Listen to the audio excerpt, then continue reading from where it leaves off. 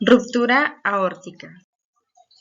Vamos a ver el caso clínico. Es un paciente masculino de 16 años, el cual es encontrado por su padre con pérdida del estado de conciencia, dificultad respiratoria y palidez generalizada.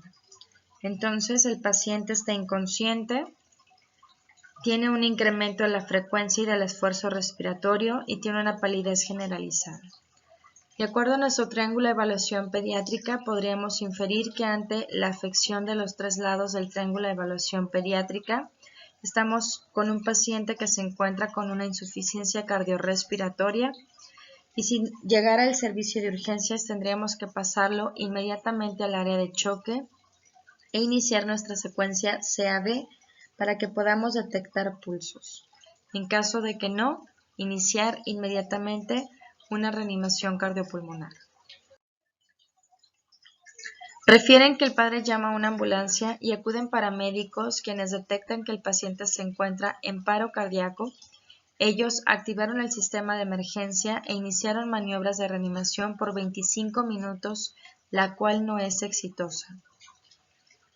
¿Cuál considera que pueda ser la causa de muerte súbita en este paciente? A. Una tromboembolia pulmonar. B. Un aneurisma aórtico roto. C. La ruptura aórtica traumática. O D. Un síndrome coronario agudo. Es un paciente adolescente, el padre lo encontró tirado, una reanimación cardiopulmonar que no fue exitosa. ¿Cuál sería la causa de una muerte súbita en este paciente? Vamos a dar unos segundos para que ustedes analicen este caso. ¿Qué es lo que piensan? No tiene al parecer ningún antecedente de trauma. Aparentemente un paciente sano. ¿Qué es lo que podría presentar? El diagnóstico es un aneurisma aórtico roto.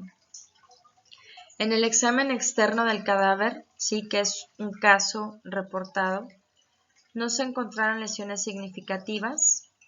Un varón de 172 centímetros de estatura y una complexión atlética, pero en el examen interno se observó un pericardio a tensión con más de 500 mililitros de sangre y un edema pulmonar muy importante. El corazón, una vez fijado en formol, pesaba 407 gramos y existía una dilatación aneurismática con una hemorragia de unos 4.5 centímetros de diámetro en la aorta ascendente proximal, con una solución de continuidad de 8 milímetros en el centro. Aquí podemos observar precisamente esta lesión.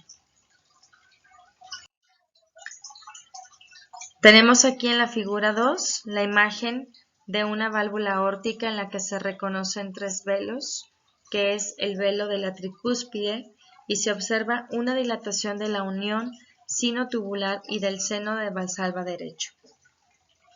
También aquí en la figura 3 observamos que hay un desgarro en la raíz de la aorta que afecta al seno de valsalva y a la unión sinotubular. El ostium de la coronaria derecha está preservado.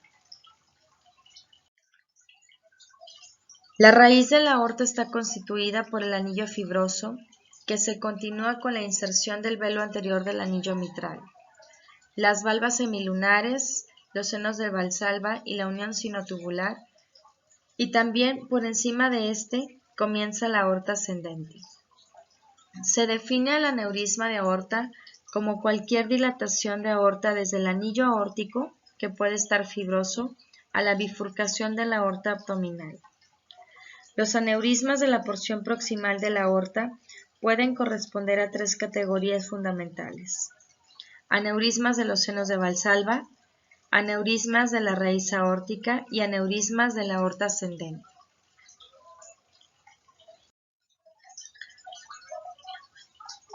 Existen algunos síndromes asociados con aneurisma y disección de la aorta.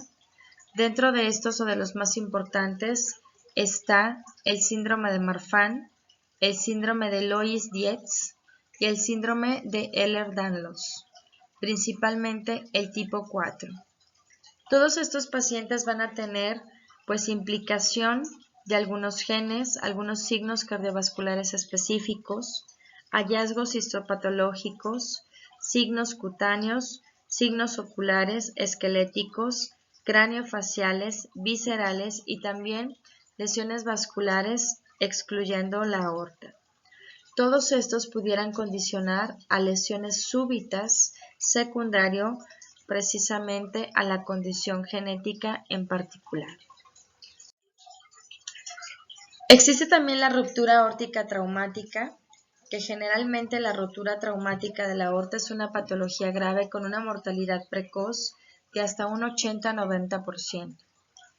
El 32% fallece en las primeras 24 horas y el 74% en las primeras 2 semanas. La cirugía precoz mejora el pronóstico vital. Las lesiones aórticas por traumatismos cerrados ocurren con mayor frecuencia en la aorta torácica descendente y a nivel del istmo aórtico por aumento en la tensión de la pared. Entonces, la ruptura aórtica puede condicionarse, y sobre todo cuando es secundaria a trauma, puede condicionar a una hemorragia masiva que puede llevar también a un hemotórax y a un choque obstructivo. Sin embargo, si esta ruptura aórtica es muy grande, el riesgo de que el paciente presente un choque hipovolémico hipotensivo súbito y en un corto tiempo es muy alto. Por eso es muy importante que nosotros podamos identificarla y dar un tratamiento precoz. Dentro de las manifestaciones clínicas que se pueden llegar a presentar es el dolor precordial intenso y súbito o dolor también en la zona superior de la espalda, que se describe con frecuencia como una sensación lacerante, desgarrante o cizallante que se extiende hacia el cuello o la espalda. Puede haber pérdida del conocimiento por la pérdida de la volemia tan súbita, insuficiencia respiratoria, hemiparesia súbita con amaurosis y una palidez generalizada.